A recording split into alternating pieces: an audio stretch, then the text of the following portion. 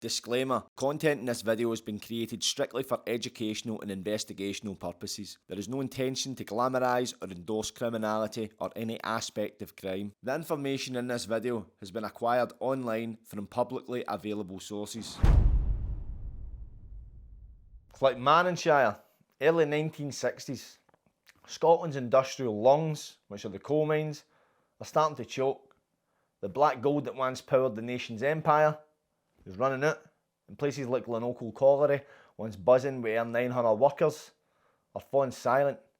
The National Coal Board, skint and slumping, decides to punt the land, and that's where the state swoops in. The prison system's bursting at the seams.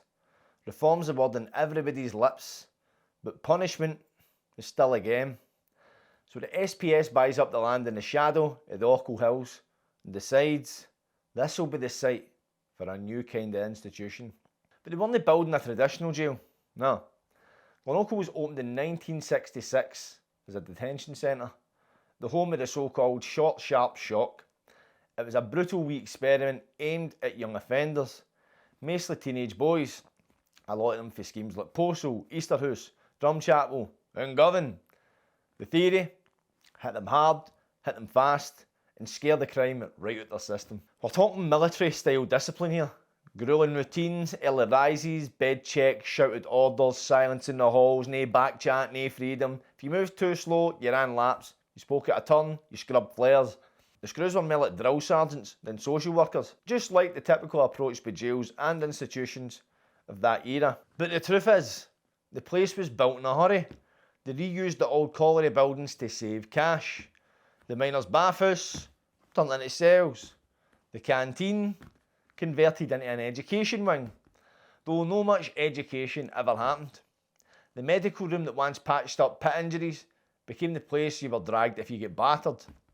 Obstacles, there was plenty. Firstly was the land itself. It was riddled with mine shafts and environmental risks left behind for decades of coal extraction. The ground was unstable in bits, so they couldn't just build heavy structures right away. Then there was the locals. Tilibuddy and the surrounding villages weren't exactly thrilled about having a bad boys jail plonked on their doorstep. The council made the SPS agree to blend the place in. That's why, to begin with, all the staff houses were painted olive green, camouflaged against the hill, so the prison couldn't be seen for Main Street and Alva. Imagine that. Try to hide a full prison with paint. But maybe the biggest issue was ideological. By the late 60s, criminologists were already shouting that the short, sharp shock approach didn't work. Took them long enough. It traumatised boys instead of rehabilitating them. The boys inside were not coming out reformed. They were angrier, harder, with a chip on their shoulder and a new skill set in violence. And Glenochil quickly gained a rep, not as a school of reform, but a boot camp for brutality. The first decade saw regular reports of violence between cons, and also for the staff. Officers back then had free rein. It was old school, discipline with little oversight. Riots, they were brown. Suicides, a few. Mental health support, you guessed it, non-existent. Still the state pressed on. They expanded the site. They thought if we could just keep building more wings, modernise it bit by bit, they'd somehow fix the problem. But you can't fix a broken idea with mere concrete. You see, that's the foundations Glenochil was built on. Not just literal coal dust and steel, but failed social policy, political pressure, and a need to show the public that something was being done about Scotland's wayward youth. And as we'll see, Glenochil wouldn't stay at a detention centre for very long, because things were only getting started. In 1975, officially became a young offenders institution, part of a wider shift in the penal policy across the UK. The idea to rehabilitate rather than punish. This was anything but a smooth transition. As Glenochil shifted to a YOI, it took in more long-term boys, aged 16 to 21. Many of them were for tough schemes in Glasgow, Dundee and Fife, Waynes with nowhere else to go. Many had grown up in care, already institutionalised before they could vote. Whilst the policy aim was rehabilitation, the reality was very different. conditions were still bleak. Reports for the 1980s show overcrowded dorms, a lack of qualified staff, and very little in the way of education or psychiatric support. By the mid-1980s, the place became known for tension. There were spikes in self-harm, suicide attempts, and a rising number of violent assaults, both inmate on inmate and against staff. The worst thing about it was the number of suicides that plagued Glenochil during this era, especially in the early 80s. These tragedies brought media attention, with headlines painting a picture of a system that was failing Scotland's most vulnerable boys. It reached Parliament. MSPs and MPs alike raised concerns about Glenochil's rising violence and deteriorating mental health support. Some called it a powder keg with locks. In one adjournment debate, Glenochil was mentioned as an example of a prison system that matched punishment but failed at purpose. Pressure mounted on the Scottish Prison Service to review how young men were being handled. Campaigners argued that Glenochil was churning out more hardened cons than it was saving. The Scottish press began paying closer attention. Local newspapers in Clackmannanshire, Stirling and beyond covered stories of assaults, riots and suicide attempts. Families of the young lads began speaking out, claiming their sons were pushed deeper into despair by a place meant to help them change. The Stirling Observer, the Herald and even BBC Scotland picked up on the growing unrest. And eventually the image of Glenochil started changing. No longer just a quiet detention centre, it became synonymous with brutal regime clashes and institutional failure. The 1980s in Glenochil's history would also mark a seismic shift as it would begin to integrate over 21s into the environment. Suddenly, Glenochil's violent reputation would reach all new levels. Right in the top flat with that one. The turning point came when the SPS approved the construction of 4 new housing blocks. They weren't converted colliery baths like the early days. These were purpose-built brick for brick to lock up grown men who were in for years, if not decades. Each of the 4 blocks were built with 3 levels, 124 single cells per block, fitted with proper windows to let in natural light, allegedly, and geared towards containing inmates who weren't just passing through. These were prisoners with histories of violence, sex offences, gang affiliations, or mental health issues. Many had already served time elsewhere. Glenochil became the next stop on a long, hard road. This wasn't just an expansion, it was a full-blown rebrand. The decision to start taking Air 21s meant the prison's identity had to change. Staff needed retrained, regimes reshaped, and security get beefed up. Glenochil was no longer about reforming wayward teenagers. It was now about containing and managing adult criminals, many of whom were volatile, institutionalised, or downright dangerous. The SEG unit, built as part of this shift, became crucial. It was here that the SPS could stash the most disruptive prisoners, those in the brink or actively causing chaos. And as Glenochil's reputation grew, so did its inmates' profile.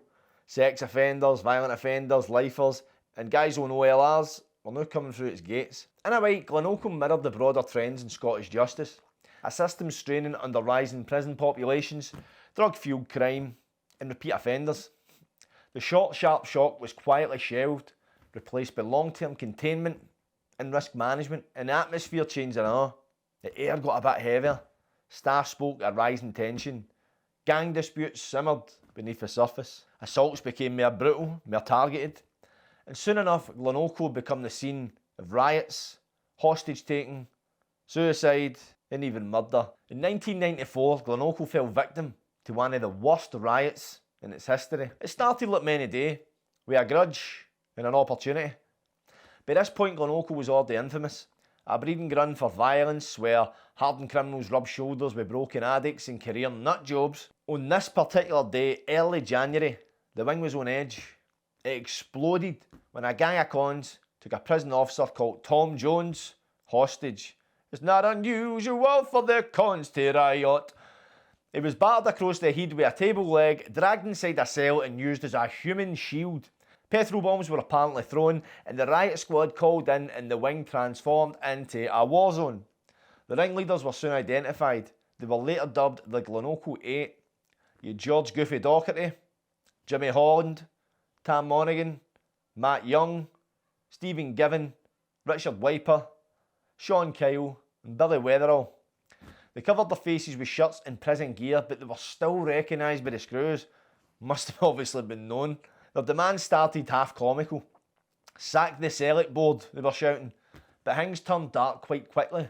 They wanted smack, fags, booze, blankets, and eventually a helicopter, as if they weren't high enough. Threats were made to gouge out the hostages' eyes. Thousands of pounds worth of damage was done. The riot lasted 24 hours.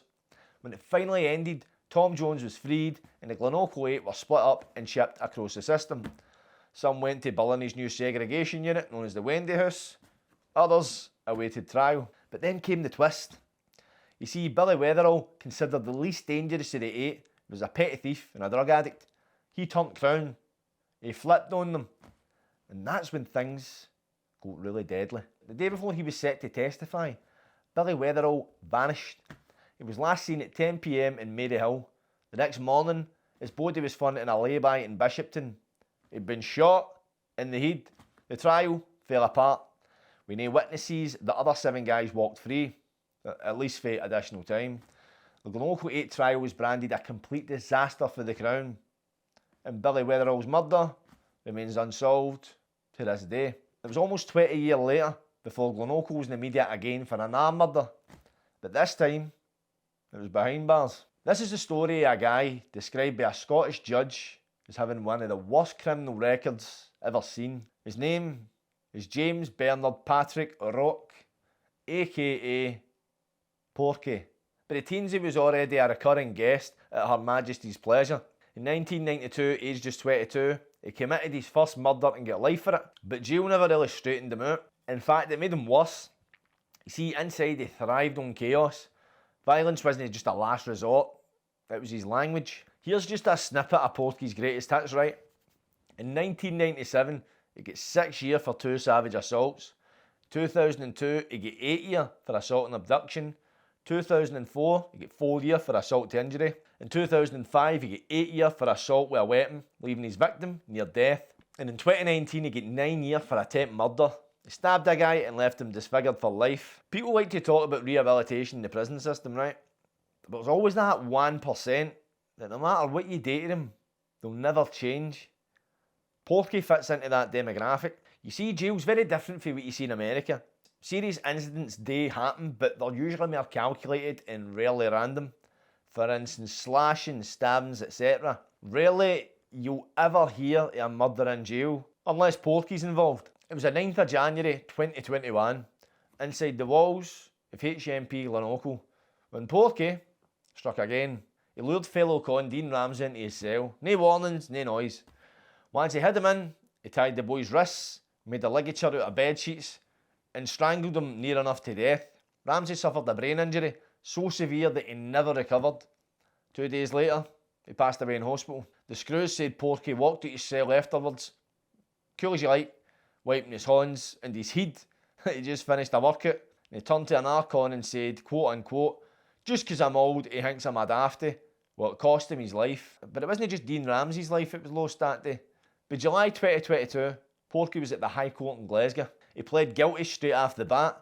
But even with the plea, Lord Arthurson had no time for sympathy. The judge said O'Rourke had by far the worst criminal record he'd ever seen and called the killing what it was: a callous, remorseless and thoroughly brutal execution. Porky got another life sentence. No surprise there, but this time he's going to serve at least 23 years before he can even ask to be let out.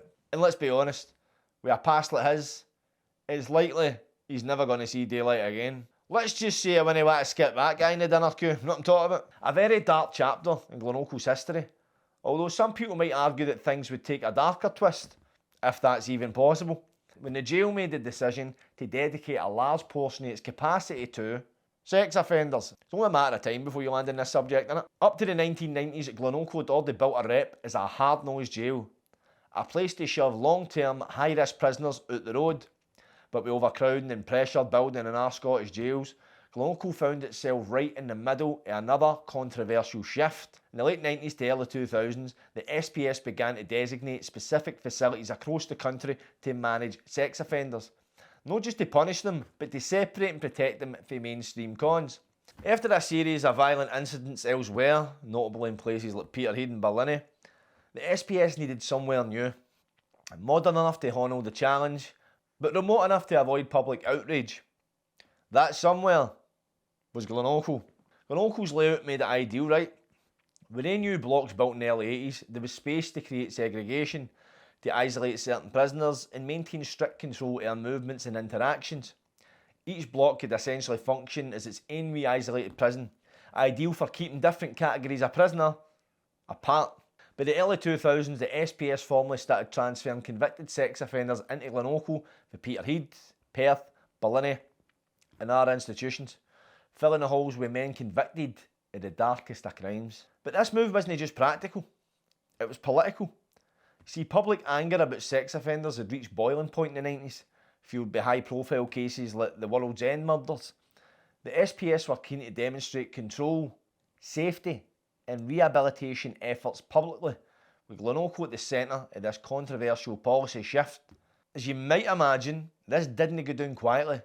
Local residents in Tullibody, Menstrie, Alva and the wider Clackmannanshire area, people who'd lived next to Glenochil pretty well up to that point, were not exactly chuffed to hear about their neighbourhood prison was becoming a national hub for nonces. The local community was worried sick about safety. Newspapers ran sensationalist headlines. Local politicians got involved, demanding reassurances. Protest groups formed briefly, arguing that the decision was dangerous and irresponsible, especially with housing estates and families living nearby. But despite the uproar, the SPS stood firm. The facility was modernised further, reinforced with heightened security measures. Staff received specialised training to handle offenders with this background, and quietly but purposely, Glenochil became one of Scotland's main sex offender institutions. Inside the reality was harsh. Sex offenders were held in dedicated blocks, often isolated completely from the mainstream prisoner population for their own safety. Attacks on the sex offenders were frequent in mixed facilities elsewhere. At Glenochil it was no different to start with. Violence and threats forced the prison to tighten control, often locking down entire groups of prisoners down for extended periods. Glenochil quickly developed a complex hierarchy. Mainstream prisoners despised the beasts in the segregated units. Staff had to carefully manage the balance, knowing full well that any mix-ups, misplacements or lapses in security could lead to serious harm, or even death. This wasn't just paranoia. There was repeated incidents of violence against sex offenders. Glenochil became notorious for prisoner-on-prisoner assaults, often fueled by hatred towards sex offenders. Incidents of self-harm and suicides also spiked. The psychological toll on both inmates and staff was immense, and the prison became even more of a powder keg. The shift to how sex offenders took on national attention when Glenochil became home to notorious inmates like Angus Sinclair, the World's End murderer. Sinclair was one of Scotland's most infamous sex offenders, responsible for the rape and murders of teenagers Christine Eadie and Helen Scott in 1977. When Sinclair arrived at Glenochil following his 2014 conviction, it sparked renewed media scrutiny, protests and questions about the safety, suitability and morality of holding notorious sex offenders in such close proximity to local communities. Sinclair would eventually die in Glenochil in March 2019, but not before leaving a lasting stain in the prison's already controversial reputation. The coal mines to chaos, Glenochil's seen it all. It's been a detention centre, a borstal, a lockup for Scotland's hardest men, and now it's one of the main hubs for sex offenders and some of the country's riskiest lifers. Whether it's riots, sieges or murder, Glenochil's reputation's carved out in blood, sweat and concrete. But next up, we're going to return to Glasgow, home of the greats, a place that's seen more nicks than the bouncers at Savoy. This next prison is just as famous as Ballinnie, with just as much a colourful history. Starting off as an RAF base before becoming a borstal, and then eventually opening its doors to some of Scotland's most hideous, hairy-arse cons the country has ever seen. This is the story of HMP Low Moss. If you want to view this episode in its entirety, then head on over to the Patreon and sign up to the Patter Pro tier. For a small one-off payment, you can watch the full history of the Scottish Prison System podcast.